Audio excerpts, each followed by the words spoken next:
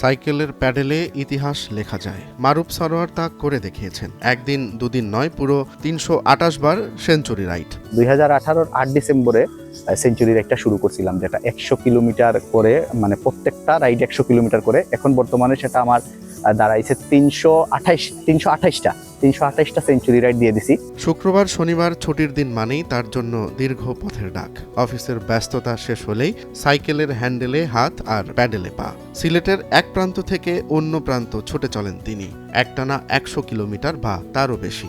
52,000 kilometre. তো চাইতেছি যে পুরা 1000টা রাইড দিয়ে 1 লাখ কিলোমিটার করার, এটাও একটা রেকর্ড। ভবিষ্যতে এটাই মাথায় আছে চিন্তাধারা, এরপরেটা পরে দেখা যাবে। অন্যরা যেখানে 10 কিলোমিটার চালিয়েই হাঁপিয়ে ওঠেন, সেখানে 200, 300, এমনকি 400 কিলোমিটারও দৌড়েছে তার চাকা। এমন বিরল কৃতিত্বে এখন সবাই চেনে সেঞ্চুরি রাইডার মারুফ নামে।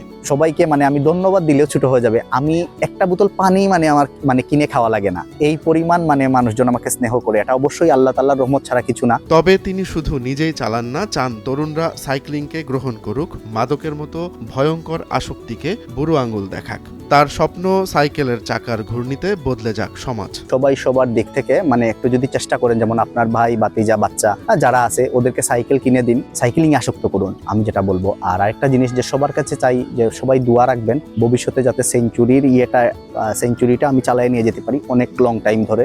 গল্পটা শুধু রাইডের নয়, এক অদম্য জেদ ও ভালোবাসার। প্যাডেলের প্রতিটি ঘূর্ণন যেন একটি সাফল্যের গল্প লিখছে। মারুফ থামতে রাজি নন।